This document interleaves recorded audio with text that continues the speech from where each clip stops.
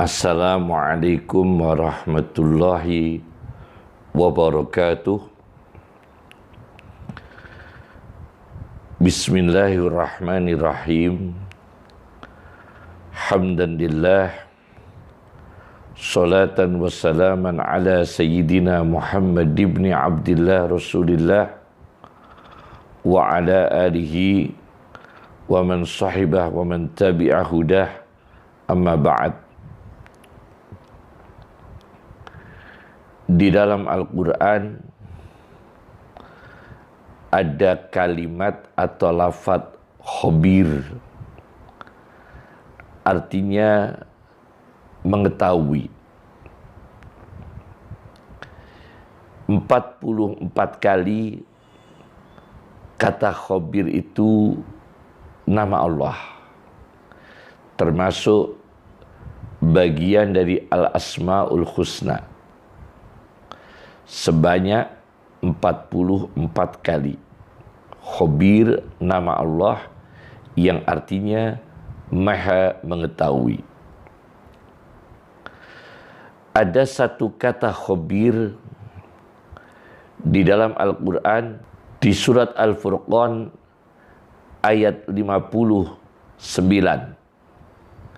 Kata khabiran artinya manusia yang mengetahui, manusia yang waspada, manusia yang berpengalaman.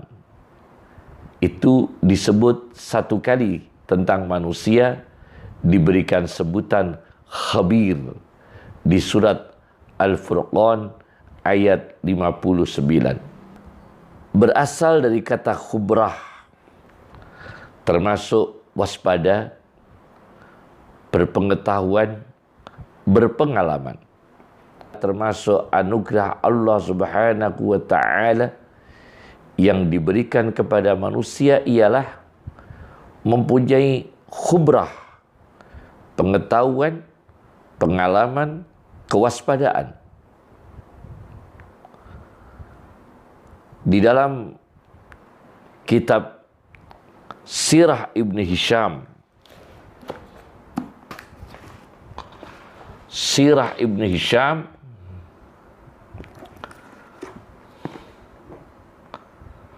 kitab Sirah Ibn Hisham jilid 3 halaman 389 sampai halaman 390. Disejarahkan oleh Ibnu Hisham, nama lengkap beliau Abu Muhammad Abdul Malik Ibn Hisham.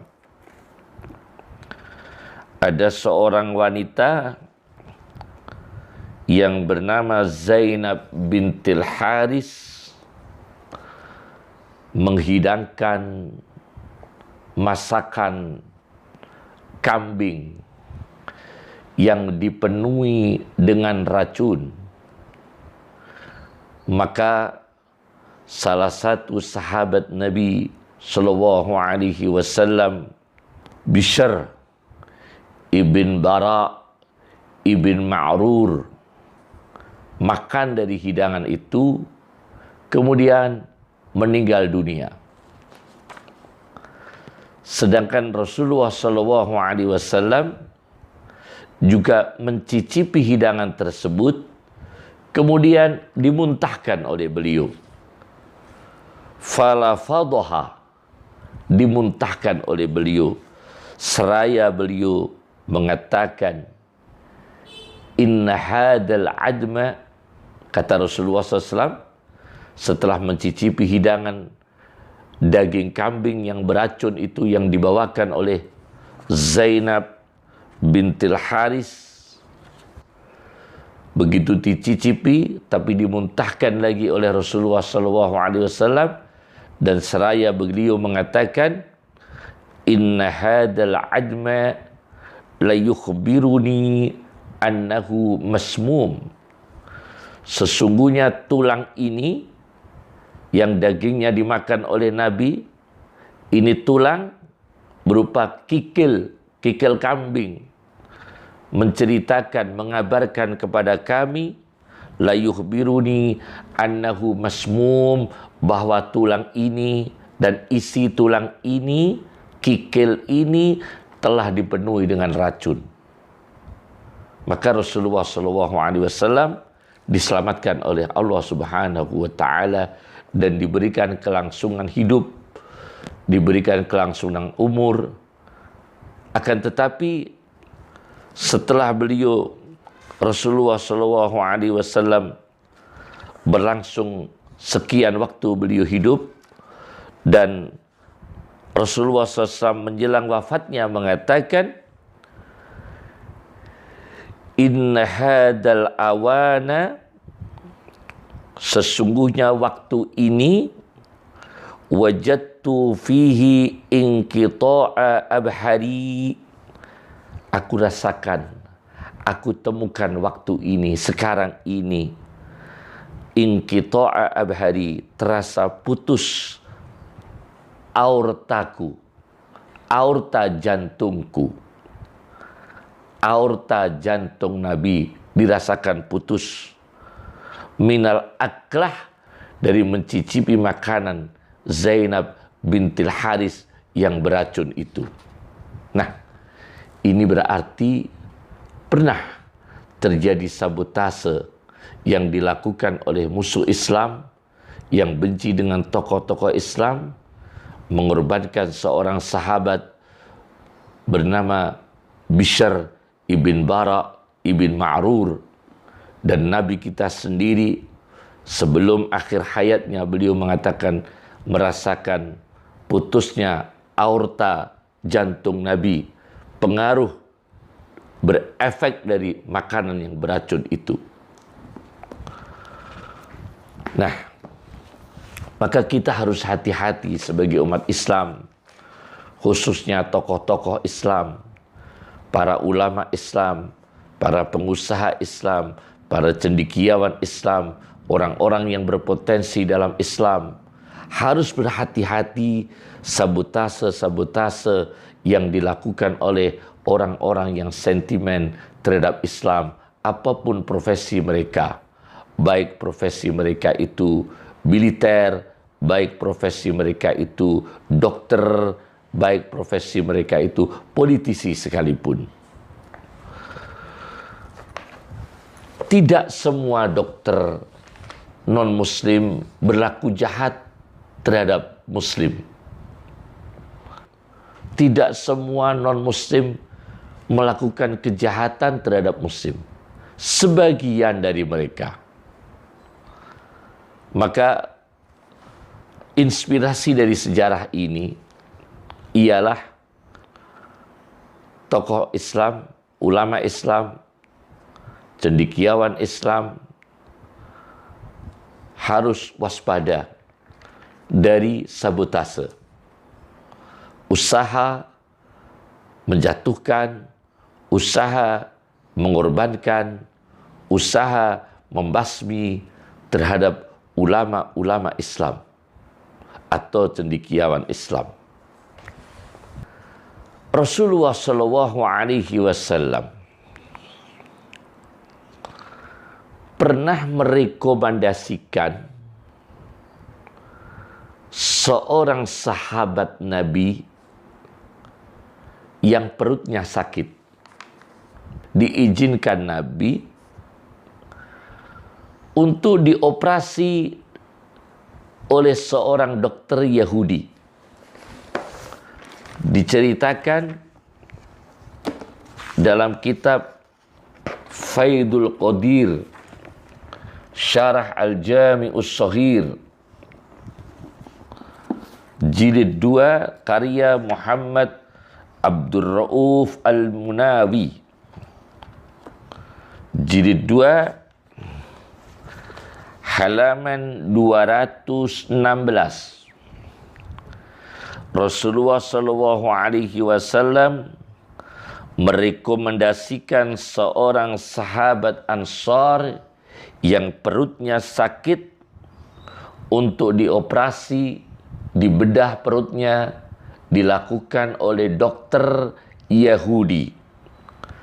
Kemudian setelah dibedah oleh dokter Yahudi, wa naza'a minhu farkhan, ternyata dalam perutnya sahabat Ansar itu ada seekor anak burung. Maka perutnya sakit, ternyata telah menelan anak burung di dalam perutnya. Utuh. Ini yang menyebabkan sakit. Setelah itu dikeluarkan oleh dokter Yahudi dan dijahit, kemudian perutnya dijahit dan akhirnya sembuh. Rasulullah mengatakan, innalladzi khalaqad da' ja'ala lahu dawa. Sesungguhnya Allah yang menciptakan penyakit pasti menciptakan obatnya, illa sam, kecuali kematian. Jadi ada dokter yang baik, ada dokter yang tidak berbahaya meskipun non-muslim, seperti dokter Yahudi, Nasrani, yang berlaku adil terhadap pasien meskipun pasien itu beda ideologi, beda agama, beda kepercayaan, termasuk terhadap tokoh-tokoh Islam. Tapi tetap waspada. Maka etika dokter diatur oleh Islam. Dokter Muslim tidak boleh melakukan sabotase, melakukan kejahatan terhadap pasien non-Muslim. Dokter non-Muslim, Nasrani, Yahudi, dan lain sebagainya tidak boleh melakukan kejahatan, tidak boleh melakukan sabotase terhadap pasien Muslim. Dokter harus adil terhadap pasien, meskipun beda agama, beda suku, beda ideologi. Al-Quran mengatakan, An-Nisa ayat 135, fala tattabi'ul hawa an ta'dilu. Maka jangan sekali-kali kamu sekalian mengikuti hawa nafsumu, emosi, fanatisme, kemudian berlaku tidak adil. Dokter Muslim berlaku adil terhadap pasien non-Muslim. Dokter non-Muslim harus berlaku adil dan tidak boleh sabotase terhadap pasien Muslim. Kemudian diatur lagi oleh Islam. Dokter tidak boleh melakukan kejahatan terhadap pasien yang kebetulan pasien itu musuhnya sendiri. Dia benci dengan pasien, kemudian dia melakukan kejahatan terhadap pasien itu. Meracun pasien itu tidak boleh. Sabotase terhadap pasien itu tidak boleh. Meskipun pasien itu musuhnya sendiri. Meskipun orang yang selama ini dia benci. Allah Subhanahu wa ta'ala di dalam Al-Quran, surat Al-Ma'idah ayat 8. Wala yajrimannakum syana'anu qawmin ala alla ta'dilu. Dan jangan sekali-kali dengan sungguh-sungguh, jangan sekali-kali dengan sungguh-sungguh mendorong kamu untuk melakukan jahat, mendorong kamu untuk melakukan kejahatan jarimah, syana'anu qawmin, karena benci terhadap satu kelompok, ala alla ta'dilu, mendorong kamu untuk melakukan tidak adil, termasuk dokter yang melakukan kejahatan terhadap ulama, dokter melakukan kejahatan terhadap tokoh-tokoh muslim. Itu tidak boleh terjadi. Namanya sabotase. Karena kebencian terhadap orang Islam, karena kebencian terhadap ulama, karena kebencian terhadap agama Islam, maka dia memeriksa pasien ulama, kemudian dia berlaku jarimah, berbuat jahat. Wala yajrimannakum syana'anu qaumin ala alla ta'dilu. Ini jangan sampai terjadi. Al-Maidah ayat 8. Yang ketiga, dokter tidak boleh memberitakan rahasia pasien, apalagi memfitnah pasien, memberikan informasi bohong tentang pasien. Misalnya, karena benci terhadap ulama, ulama ini tidak kena corona. Kemudian karena benci terhadap Islam, benci terhadap ulama, maka diinfokan bahwa ulama ini kena corona. Bahwa tokoh umat Islam ini kena corona, ulama ini kena corona. Kena COVID-19. Karena apa? Karena kebencian. Akhirnya dia khianat dengan profesi dokternya sendiri, yaitu membuat informasi bohong. Allah Subhanahu wa taala di dalam surat Al-Anfal ayat 27, wa takhunu amanatikum wa antum ta'lamun. Wa takhunu amanatikum wa antum ta'lamun. Jangan sekali-kali kamu sekalian melakukan khianat terhadap amanahmu sebagai dokter.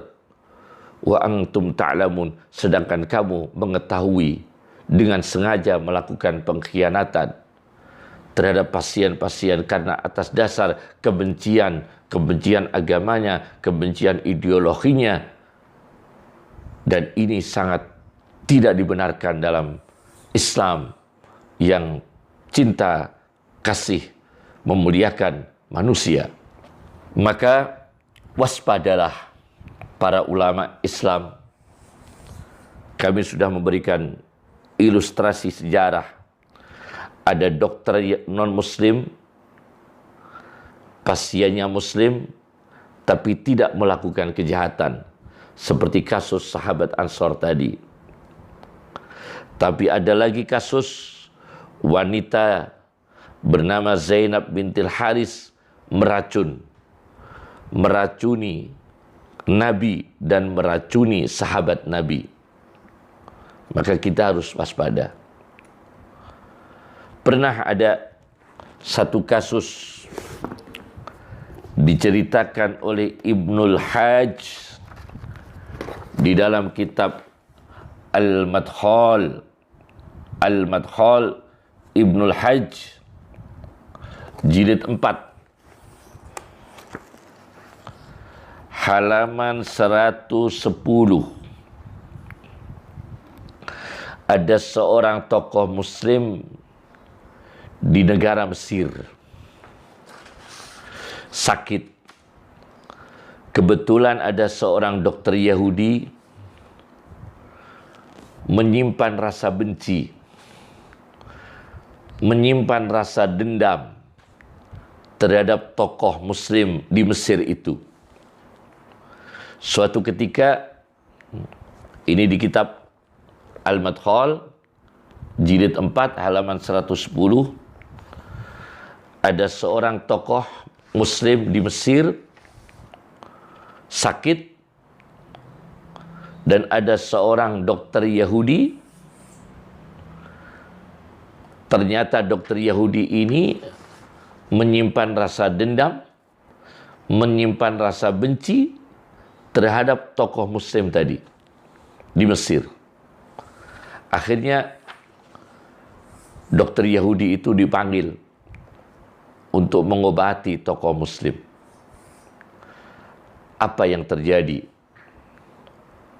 Ternyata diam-diam dokter Yahudi itu merencanakan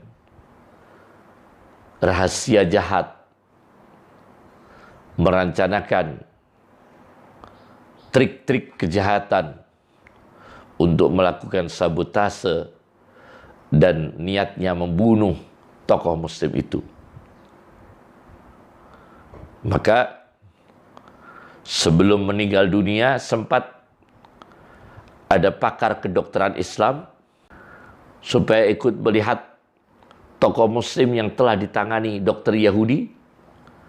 Maka ada seorang pakar kedokteran Islam diundang setelah melihat resep yang diberikan oleh dokter Yahudi untuk pasien tokoh muslim.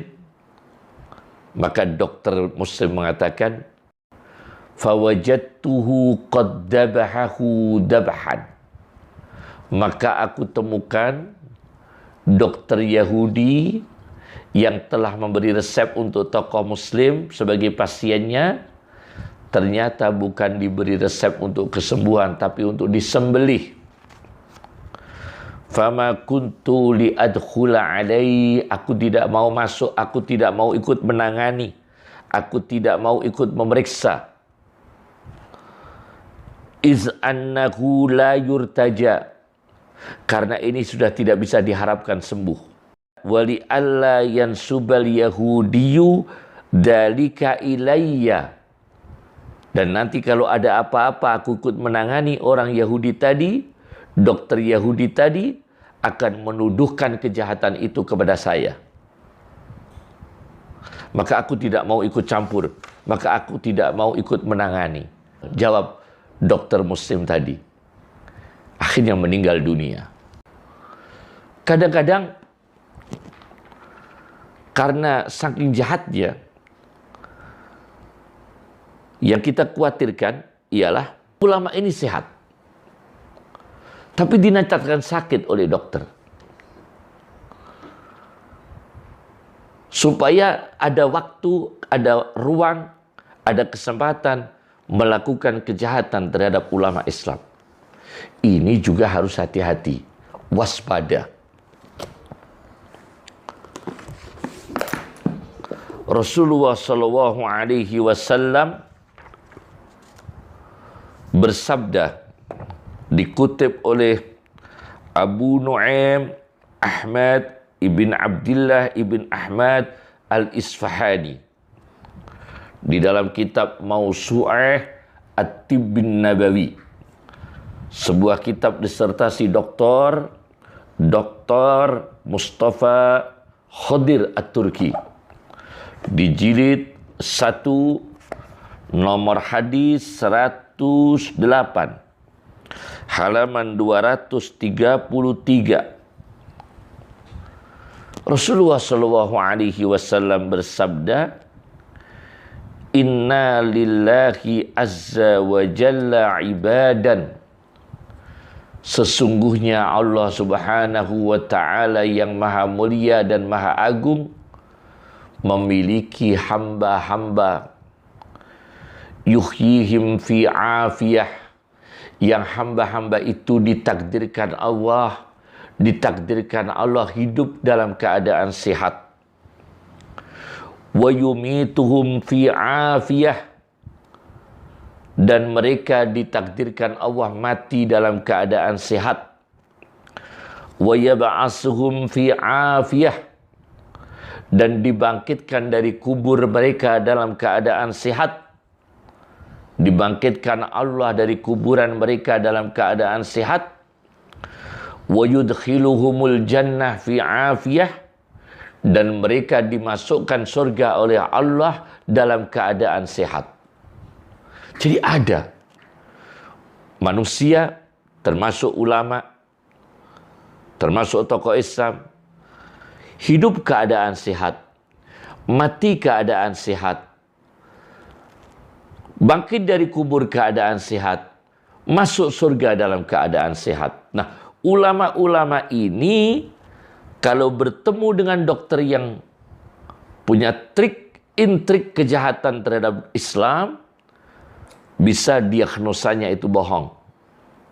Kita khawatirkan bisa diagnosa itu bohong, ulama itu sehat, dinyatakan sakit dengan tujuan rekayasa kejahatan.